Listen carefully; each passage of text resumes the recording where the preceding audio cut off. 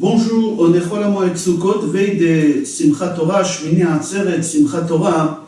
On va expliquer exactement c'est quoi Simchat Torah et c'est quoi Shmini Atzeret. Il faut savoir que le jour de Simchat Torah, dans la Torah, c'est pas marqué. Simchat Torah, c'est Chachamim qui l'ont instauré. Ils l'ont instauré quand est-ce?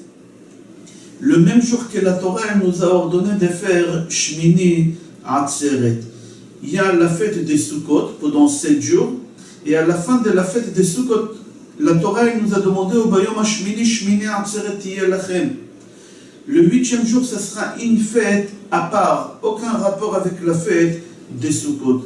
Chachamim, ils sont venus, ils nous ont rajouté Simchat Torah au même jour que la Torah elle nous a ordonné de faire Shmini Atzeret. Mais il faut savoir que Shmini Atzeret, Simchat Torah et Sukkot, c'est 3 fêtes différentes.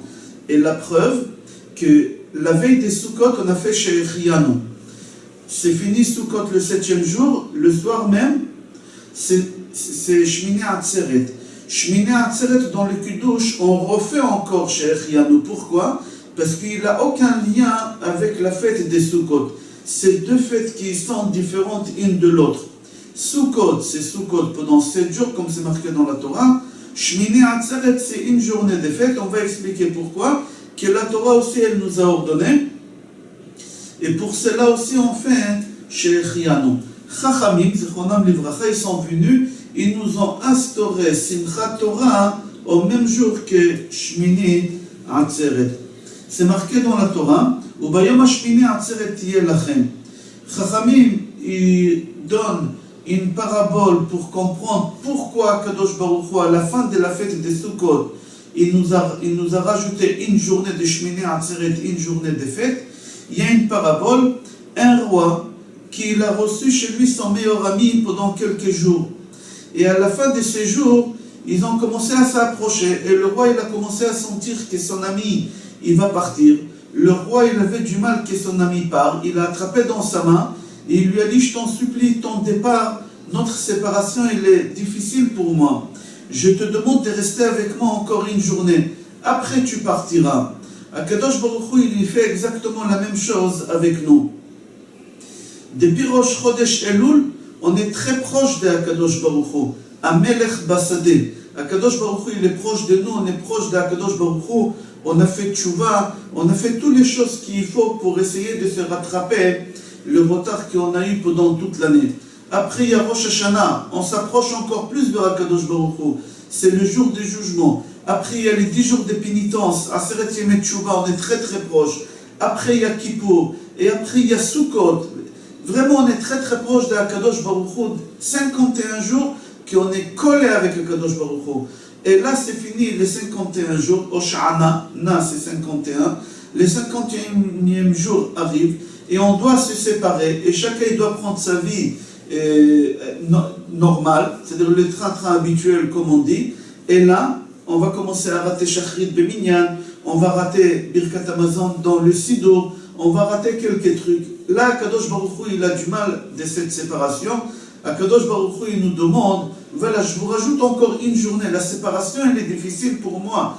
Après 51 jours qu'on était un avec l'autre, on était tellement proches, du jour au lendemain, vous allez partir comme ça. Kadosh Baruch Hu, il nous a instauré dans la Torah, c'est le 8e jour pour qu'on reste à côté de Kadosh Baruch Hu. En même temps, Chachamim, ils viennent, ils nous rajoutent Simchat Torah. C'est quoi Simchat Torah? Il faut savoir que chaque Shabbat, on lit une paracha. À l'époque, avant, on finissait, à l'époque de Moshe Rabbeinu, on finissait toute la Torah. Il y a 54 parachiotes. On finissait toute la Torah en 3 ans. Tous les 3 ans, on finissait un cycle de lecture de toute la Torah. Au jour d'aujourd'hui, on finit toute la Torah tous les ans. Chaque Simchat Torah, on finit. Il y a 54 parachiotes, il y a 54 Shabbatot dans une année bissextile.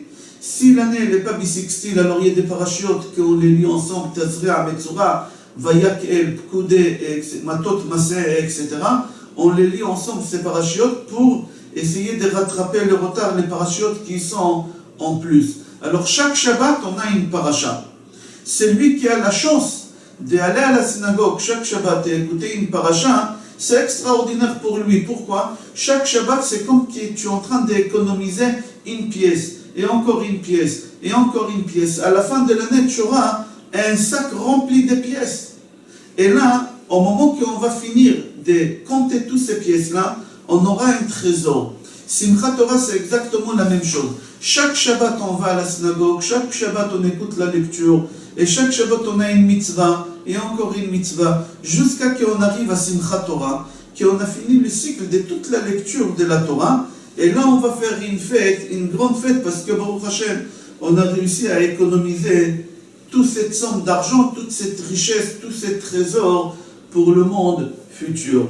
Le jour de Simchat Torah arrive, tous les gens, ils chantent, ils dansent avec la Torah, ils sont joyeux avec la Torah, et on fait des hakafot. On met les Sefer Torah au centre de la synagogue, sur la bima, et autour, on tourne avec des autres Sefer Torah, et tous les gens, ils tournent 7 fois. Il faut savoir que la première fois qu'on tourne, c'est pas comme la deuxième fois, la deuxième fois, c'est pas comme la troisième fois, et la quatrième fois, c'est pas comme la cinquième fois. Il ne faut pas sentir qu'on a fait un, et encore un, et encore un, et encore un. Non, pas du tout. Le Ari Akadosh, il explique, c'est comme une spirale. La première fois que tu as fait un tour, tu as monté d'un niveau. Tu as fait un deuxième tour, tu as monté dans cette spirale un deuxième niveau. Troisième tour, un troisième niveau dans cette spirale. Il faut sentir ces tours qu'on fait autour de la Teva comme une spirale qu'on monte, jusqu'à qu'on arrive au 7e niveau, que c'est face au 7e, aux 7 bergers, Abraham, Yitzhak et Yaakov, Moshe et Aaron, Yosef et David. Et le Hari dit qu'au moment qu'on fait ces spirales, on arrive au niveau où il se trouve les Shiva Sfirot. Là-bas, les Shiva Sfirot, Chesed, Gvura, Tiferet, Netzach, Hod, etc. Et là-bas, on arrivera à un niveau tellement élevé à la fin de ces 7 tournées qu'on aura une lumière qui va nous accompagner au long de toute l'année. C'est ça les hakafot de Simchat Torah. Les hakafot de Simchat Torah, ce n'est pas seulement des tours et des tours qu'on fait autour de la Teva avec le Sefer Torah. C'est une spirale qui monte et qui monte jusqu'à qu'on arrive au 7e niveau. Et là-bas, il y a une lumière qui vient sur nous. Et cette lumière, elle va nous accompagner jusqu'à Simchat Torah de l'année prochaine. Be'ezrat Hashem. Il y a des gens, ici en Israël surtout, qui ont l'habitude de faire hakafot shniyot. À la sortie de la fête de Simchat Torah, on fait une deuxième hakafot dans chaque mairie. Ils organisent à la place de la mairie, ils ramènent des musiciens, des jongleurs, il y a des stands, c'est une très grande fête ils font puisque la fête elle est sortie. Parce qu'il faut savoir qu'en France, à l'étranger, chaque Yom Tov, on le fête pendant 2 jours. Pourquoi? On a expliqué déjà dans les autres cours, il y a un cours qu'on a fait il n'y a pas longtemps, pourquoi 2 jours de Rosh Hashanah. Là-bas, on a expliqué que les témoins, quand ils venaient témoigner au Beth Amikdash, qu'ils ont vu la nouvelle lune, alors au moment, il y avait une Khatser à Yerushalayim, ou Beth Ya'asek Shema. Il y avait un jardin à Yerushalayim que tous les jours ils venaient témoigner, et on leur faisait des grands festins, jusqu'à qu'on trouvait les vrais témoins. Et au moment que les vrais témoins venaient, alors le Beth Din il a annoncé à tout le monde que c'était Rosh Chodesh. Et comment le Beth Din a annoncé, il y a des gens qui partaient sur les collines de Yerushalayim, ils allumaient des torches, et les gens loin de Yerushalayim, ils allumaient des torches, et plus loin jusqu'à la Syrie, où il y a toute la communauté juive qui a été concentrée, et c'était comme ça dans le monde entier, ils savaient que le Beth Din de Yerushalayim, ils ont instauré que c'était Rosh Chodesh. Alors on savait quand c'était Rosh Chodesh en Israël, à côté d'Israël, alors on faisait Yom Tov une seule journée, parce qu'on était sûr et certain quand c'était Rosh Chodesh, et on pouvait compter pour savoir quand c'est Yom Tov, que ce soit le 14 Nissan, pour Pessah, ou le 15 Tishrei, pour Sukkot, etc.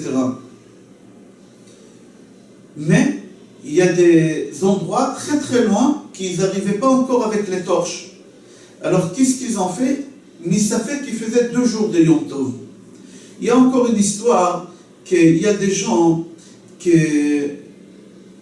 ils ont faussé, et eux aussi ils allumaient des torches.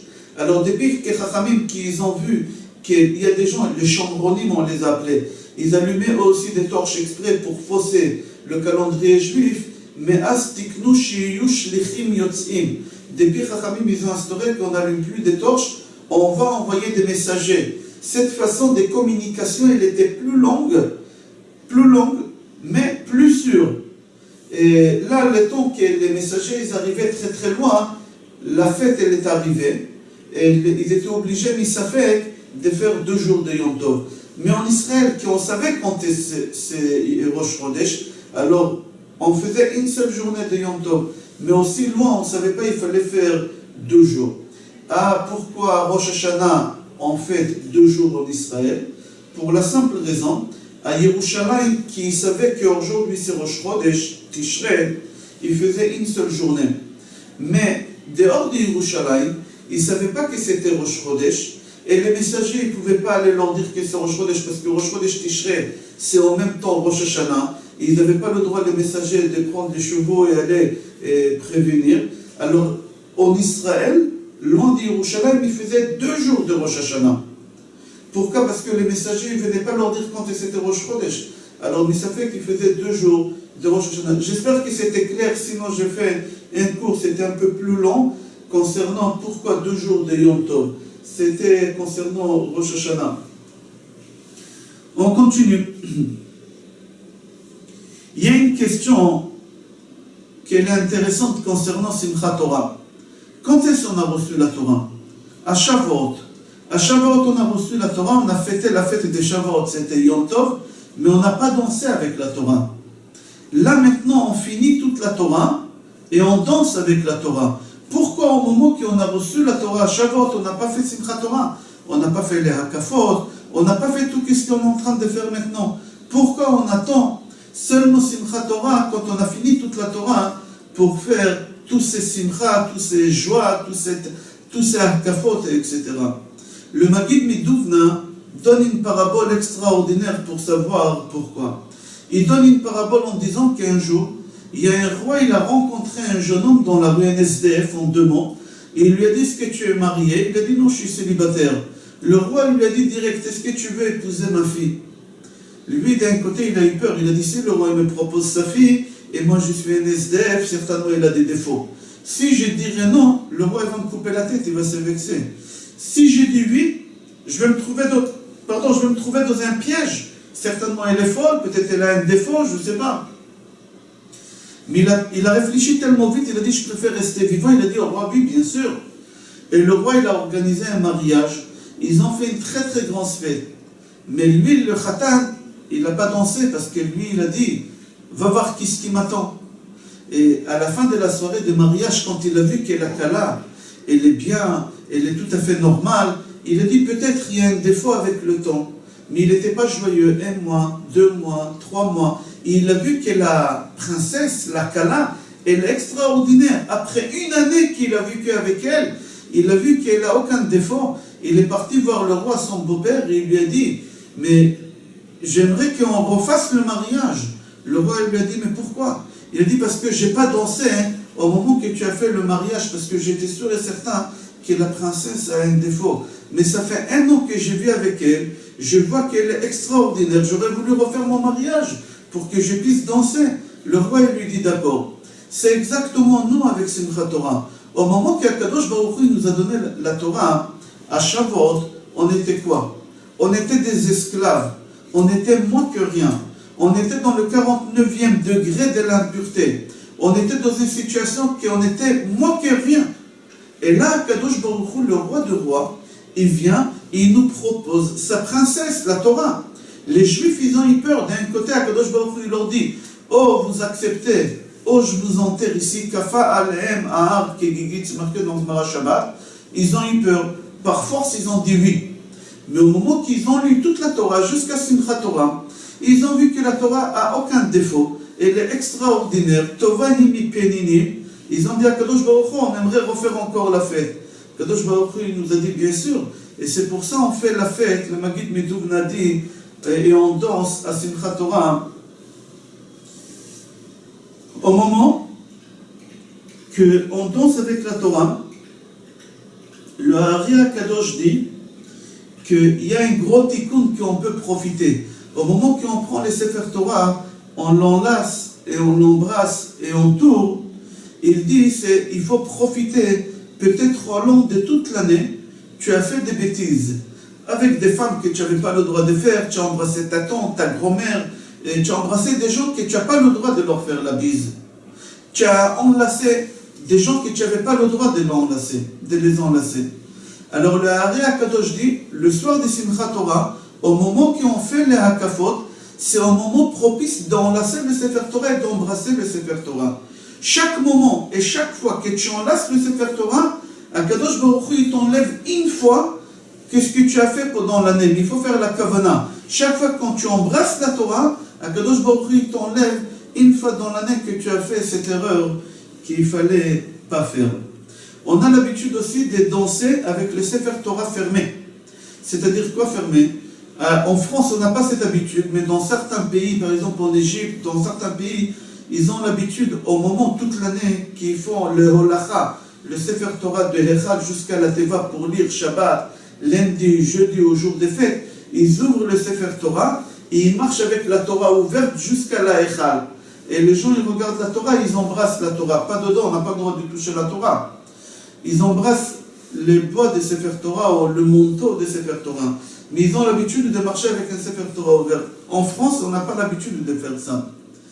Mais à Simchat Torah, tout le monde doit danser avec le Sefer Torah fermé, pas ouvert. Pourquoi? C'est pour dire aux gens qu'ils ont les cerveaux fermés, qu'ils n'ont pas compris qu'il faut étudier la Torah. Ou des gens qui ont les cerveaux fermés, qui n'arrivent pas à comprendre la Torah. Alors on ferme la Torah, on leur dit la Torah elle est fermée. Pas que pour vous, pas dans votre tête, pour tout le monde la Torah elle est fermée. Aujourd'hui tout le monde a le droit de jouer avec la Torah, de danser avec la Torah, de jouir avec la Torah. Pas seulement les gens qui ont étudié la Torah, tout le monde. Pourquoi tout le monde? Pour la simple raison, si mon frère il marie sa fille, je n'ai pas le droit de danser au mariage de ma nièce? Bien sûr.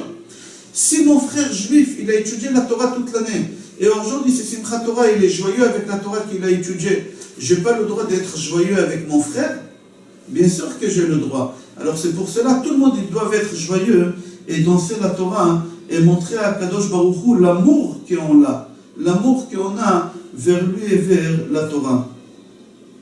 Dans la paracha qu'on va lire ce Shabbat, c'est-à-dire ce Simchat Torah là, en même temps Simchat Torah, on lit la paracha de la semaine, c'est paracha de Vezot HaBeracha. C'est marqué là-bas, Vezot HaBeracha asher berach Moshe, Isha Elokim et Bnei Israël lifnei moto. Vayomer Hashem, Vayomer, Hashem misinaï ba, Vezarach meseir lamo, Ofia mehar paran, Ve'ata mirevivot kodesh, Mimino eshdat lamo. C'est-à-dire quoi ces psukim?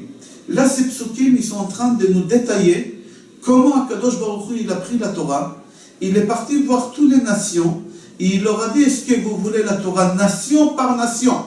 Et toutes les nations, ils ont demandé à Akadosh Baruch Hu, qu'est-ce qui est marqué là-bas? Akadosh Baruch Hu, il leur a dit, ils ont dit non, non, non. Jusqu'à qu'il est arrivé au Béné Israël, et les Béné Israël, ils ont dit, Naaseh venishma. Et Akadosh Baruch Hu, il nous a donné la Torah Mimino Eshdat Lamo. Il nous a donné la Torah de sa main droite, la Torah du feu. Chaque nation, elle a demandé à Akadosh Baruch Hu qu'est-ce qui est marqué dans la Torah. Il y a une nation qu'Akadosh Baruch Hu leur a dit, au Edom, c'est marqué Lotirtzach. Ils ont dit Edom, ils ont dit Lotirtzach. Impossible. Les Ishmaël, Hachem il leur a dit, c'est marqué n'est pas volé. Ils ont dit n'est pas volé. Non, les Arabes, c'est impossible. Comment l'autorité palestinienne va survivre? On est obligé de voler pour survivre, c'est impossible. Et après, il est parti aux autres, ils ont dit Lotinaf, et chaque nation, ils ont dit non, non, non. Il n'y a que Béné Israël qui ont accepté. La Torah, ils ont dit Akadosh Baruch Hu Naaseh venishma. Akadosh Baruch Hu misinaï ba. Akadosh Baruch Hu il est venu de mot Sinaï. Vezarach meseir lamo ofia mehar paran. Akadosh Baruch Hu il est venu, il nous a donné la Torah. La seule nation qui a accepté la Torah, c'est les Béné Israël. Akadosh Baruch Hu, il savait déjà qu'ils vont dire non. Mais pourquoi Akadosh Baruch Hu, il est parti leur proposer la Torah? Akadosh Baruch Hu, il pouvait venir directement nous proposer la Torah à nous. Pourquoi il est parti chez les autres nations? On dit parce que Akadosh Baruch Hu, il n'a pas voulu que les nations ils vont nous voler la Torah. Que les nations, plus tard après, ils vont comprendre l'erreur qu'ils ont fait Akadosh Baruch Hu, tout de suite, il leur a montré, la Torah, c'est pas intéressant, c'est pas pour vous. Laissez tomber, n'y cherchez plus à savoir c'est quoi la Torah. Akadosh Baruch Hu, il a fait exprès comme ça, la Torah, jamais ils vont nous la voler, et ça va rester chez nous la Torah. Pour comprendre ça, il y a une parabole, c'est un pharmacien qui a fabriqué une pommade qui guérit toutes les maladies. Il s'est enrichi. Et ce pharmacien, il a dit, au moment que je vais mourir, les gens ils vont me voler cette pommade et mon fils il va se retrouver dans la rue. Qu'est-ce qu'il a fait? Il a pris la pommade et il a mis une autre pommade sur la pommade, une couche, qu'elle sentait très très mauvais. Il est parti voir tout le monde. Il leur a dit, vous voulez, voici la pommade que j'ai faite. Et tout le monde, ça sent mauvais. Non, tout le monde, non. À la fin, il a donné à son fils, il lui a dit, voilà la pommade qui est guérie, plus personne ne voudra te la voler. Pourquoi? Parce qu'ils croient que ça pue, ils croient que ça sent mauvais. C'est exactement ce qu'il a fait à Kadosh Baruch Hu. Il leur a montré les choses qu'ils n'aiment pas, que ça sent mauvais pour eux. Comme ça, ils ne voudront plus venir nous embêter pour nous prendre la Torah. Je vous souhaite Chag Sameach avec joie Be'ezrat Hashem, qu'on va danser avec la Torah Besimcha ou Ptuv Levav. Kol Tov.